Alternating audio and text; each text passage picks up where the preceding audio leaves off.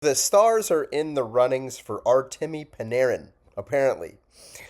I can't quite figure that one out from a cap standpoint. I mean, on paper, talented guy, a little past his prime, but, uberly talented forward. He's a left wing, which fits a need. So you can kind of see why the this would be sticking to the Stars a little bit.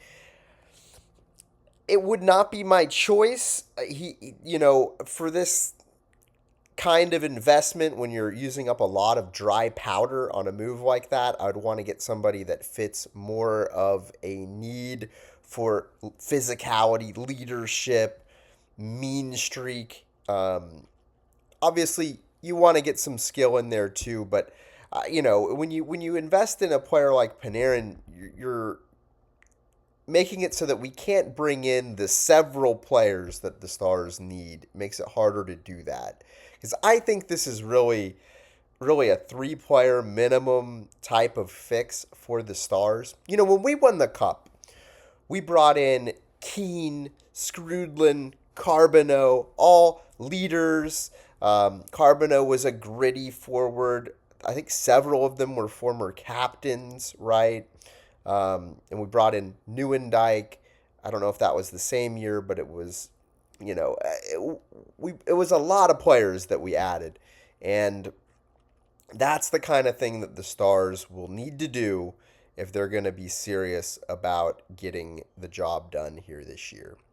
So I don't know if that one's gonna pan out, but it's definitely an interesting one to watch for. I know that the Rangers are very serious about moving Panarin. They're all on the same page there, so it's gonna happen. It's just a question of where he's gonna go. The other one is Evander Kane. Evander Kane, I think, is actually probably a more probable one to happen. I think it would not be my first choice, but he's more along the lines of what this team needs. He's more in the power forward type of mold. Again, we're looking at a player who's past their prime, which is fine depending on the type of player that it is. Um,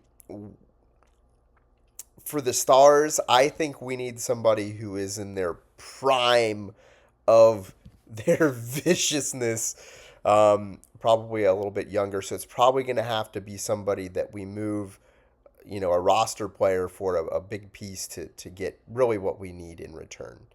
Unfortunately, you got to give to get, right?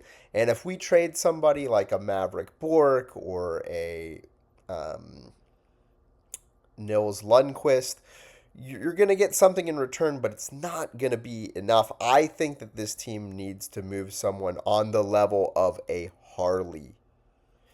All right. So, anyway, beyond that, we had a game against the St. Louis Blues where we got the win, and you appreciate the wins. I'm not impressed with their performance last night. We were up 3-0, and then we give up 3 goals in the third period to barely scrape and claw our way back and get a little bit lucky to beat the St. Louis Blues, who are right there with being one of the very worst teams in the league. Last I checked, they had the worst goal differential. So we played them twice. We beat them barely at the end of each game by 1 goal. And that is it something that you can build momentum off of?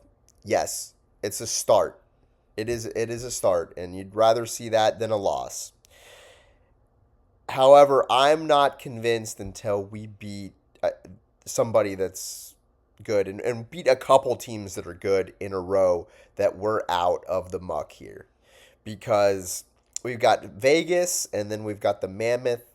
Vegas is always a spirited game. They're a decent team. I don't know where they are in the standings, but they're always in the mix.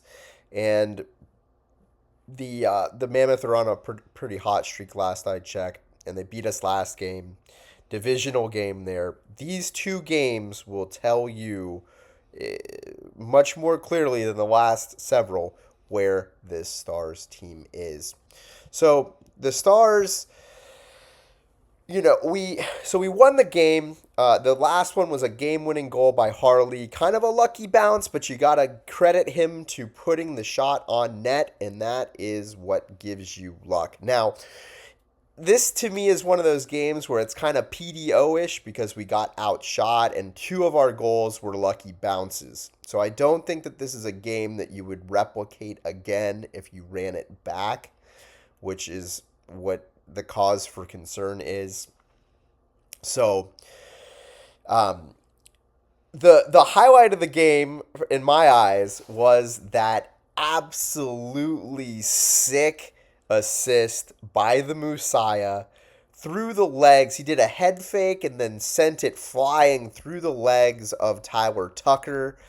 He does this a lot. I love that through the legs pass. Right on the tape of Duchesne for the backdoor kind of alley-oop play. Just a thing of beauty. And Mikko continues to just impress. We had Matt Duchesne with 2 goals on the game. One of them was sort of a lucky bounce goal, but that other one that we just talked about, good performance. He's trending in the right direction, and that's what you want to see for a player that we are so heavily invested in. And, he's taken some shots to the head since returning from his concussion, or some big hits, rather. And he looks fine, so knock on wood, maybe he will be able to continue to play at the level that we're accustomed to him playing. And these kinds of things, they can be career-ending injuries, and that is always a concern. So Thomas Harley had a mixed bag of a game. He got the game-winning goal. He got another assist, but he was also at fault in 2 goals that we let up. So one of them was in the third period, the goal by Fabry, where he just kind of missed coverage, a little gap control issues there after a failed clear attempt by Jamie Benn amidst a line change, and then Fabry gets behind Harley and beats Otter.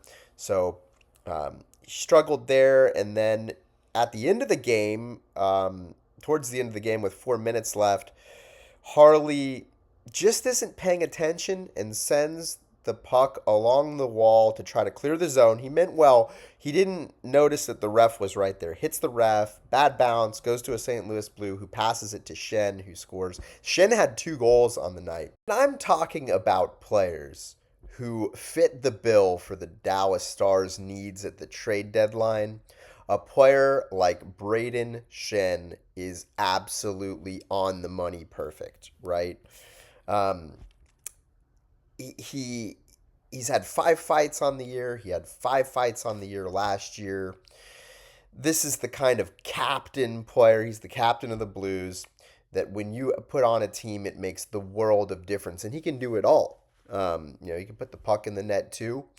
So I'm not as interested in the Artemi Panarin kind of players. This is the archetype that the Stars need. Hell, I would take Brayden and Schenn in a heartbeat.